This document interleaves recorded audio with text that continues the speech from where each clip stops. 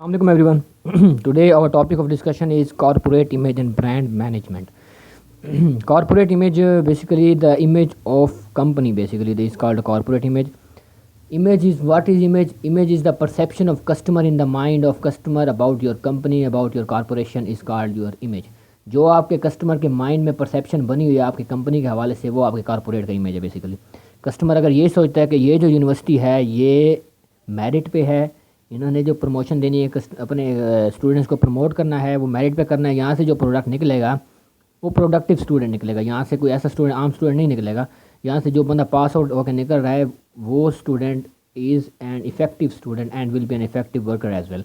तो जो बड़ी बड़ी कंपनीज़ होती हैं, जो बड़ी बड़ी इंडस्ट्रीज़ होती हैं, वो उन यूनिवर्सिटीज़ में पहले से ही जाती हैं, जाके वो अपने बताती हैं कि हमें जो आपके टॉप स्टूडेंट्स हैं वो हमें चाहिए, 5 टॉप स्टूडेंट्स और 10 टॉप स्टूडेंट्स। उनको पता होता है कि यहाँ से जो टॉप स्टूडेंट निकल रहे हैं वो हाईली इफेक्टिव हैं और हाईली प्रोडक्टिव हैं। अगर वो हमारी कंपनी, हमारी इंडस्ट्री को ज्वाइन करेंगे, वो इंजीनियर्स, वो डॉक्टर्स, तो वो हमारे लिए बेनिफिशिएंट होगा और हमारी भी बेसिकली हमारी भी कॉर्पोरेट का इमेज और हमारी प्रोडक्टिविटी, हमारी प्रोडक्शन जो है वो बढ़ेगी और हमारे जो है बेसिकली जो जिनको हम कहते हैं एंटरप्रेन्योरशिप या जो हमारी होती है जो अपना टेक्नोलॉजी है वो बेसिकली इम्प्रूव होगी बेसिकली हमारी। तो ये होता है जी कॉर्पोरेट इमेज। एक होता है प्रोडक्ट इमेज या ब्रांड इमेज, वो एक स्पेसिफिक प्रोडक्ट का इमेज होता है in the mind of customer, जो हम ये परसीव करते हैं कि जो हमारा आईफोन है ये प्रोडक्ट है बेसिकली, तो ये is better than any other mobile. तो ये हमारा क्या है, उसके मुतालिक हमारा ब्रांड इमेज है, हमारे जहन में उनकी परसेप्शन रिगार्डिंग देयर ब्रांड। और जो अगर हम किसी कंपनी की बात करें तो वो कॉर्पोरेट इमेज होगा, overall perception of customer regarding the company, not only one product.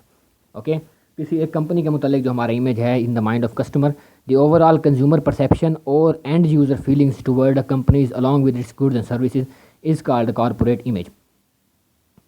How a firm is known in the market place and what the firm is doing is called corporate image. Company क्या कर रही है और market में उसको कैसे समझा जा रहा है, अच्छा समझा जा रहा है तो उसका कॉर्पोरेट इमेज अच्छा होगा। अगर वो प्रोडक्ट मार्केट में लॉन्च कर रही है और कस्टमर्स को वो प्रोडक्ट पसंद नहीं आ रहे या कस्टमर की स्पेसिफिकेशंस के मुताबिक नहीं है, या प्रोडक्ट में ऐसी फीचर्स नहीं है या प्रोडक्ट में फीचर्स हैं उसकी प्राइस बहुत हाई है, तो कंपनी का इमेज मार्केट में दाएं बाएं होगा, कंपनी का इमेज मार्केट में अच्छा नहीं बनेगा। ये कहेंगे लोग का भाई प्रोडक्ट अच्छा है, सब कुछ है, लेकिन प्राइस बहुत हाई है, इस वजह से हम नहीं ले रहे। या कहेंगे जी प्राइस बहुत लो है लेकिन प्रोडक्ट में फीचर्स एक भी नहीं है, कोई ख़ास फीचर्स ही नहीं है, वही पुरानी चीज़ें हैं, तो इसको लेने से बेहतर थोड़ी और प्राइस पे करके अच्छा प्रोडक्ट ले लिया जाए। तो ये होता है कॉर्पोरेट इमेज। एग्जाम्पल, हमारे जो कंट्री की सिटी की बात कर रहा हूँ, जो हमारे सिटी में NCBA कॉलेज है वो is just known for degree, not for any professional और not for any good education और गुड क्वालिफिकेशन और एनी प्रोडक्टिव स्टूडेंट्स। NCBA जो स्टूडेंट्स पास आउट करता है वो हर स्टूडेंट जो भी जाए उसको पास आउट करके डिग्री दे देते हैं, just for degree, just for the sake of profitability. उन्होंने एक प्रॉफिट फर्म बनाई है, नॉन प्रॉफिट नहीं है, ये प्रॉफिट फर्म है। इसके अलावा अगर हम BZU देखें, BZU मुल्तान जो हमारे लिए उसका कैंपस है, तो उधर जो स्टूडेंट जाता है उसमें ड्रॉप्स भी होते हैं, स्टूडेंट्स को एक्सपेल भी किया जाता है। स्टूडेंट्स वहाँ से कई स्टूडेंट्स बेसिकली कम नंबर्स की वजह से और कम CGP की वजह से ड्रॉप आउट भी हो जाते हैं। तो ये हम इसका इमेज क्या है, इसका इमेज अच्छा है कि यहाँ से जो स्टूडेंट पास आउट होकर निकलता है वो प्रोडक्टिव होता है और जो यहाँ से निकलेगा वो प्रोडक्टिव नहीं होगा, क्योंकि यहाँ पे हर किस्म स्टूडेंट्स जाता है, हर किस्म स्टूडेंट्स को ये डिग्री भी दे देते हैं।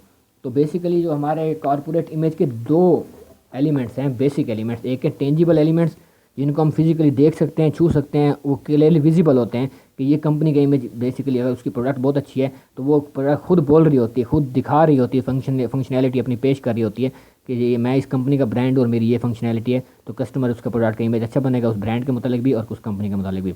कुछ होते हैं intangible elements of corporate image, उसको हम डिस्कस करेंगे थोड़ी डिटेल में। पहले हम करते हैं जी टेंजिबल कंपोनेंट्स को डिस्कस। सबसे पहला कंपोनेंट है जी goods and services.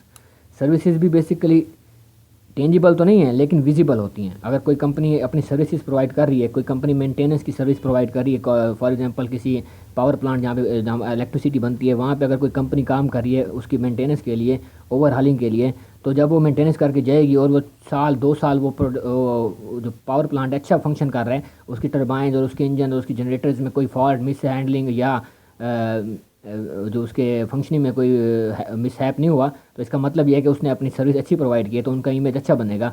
For example siemens company ये सर्विसेज प्रोवाइड कर रही है बेसिकली जो पावर प्लांट्स की मेंटेनेंस की, तो हर दफ़ा उसको ये बेसिकली मिलता है ये कॉन्ट्रैक्ट, किस लिए मिलता है क्योंकि उनका जो ब्रांड इमेज है या कंपनी का इमेज, कॉर्पोरेट इमेज अच्छा बन गया। So that's we discuss it after soon about the tangible elements of component and intangible elements. Now we have to leave. So thank you so much and keep watching and subscribe my channel. Thank you so much.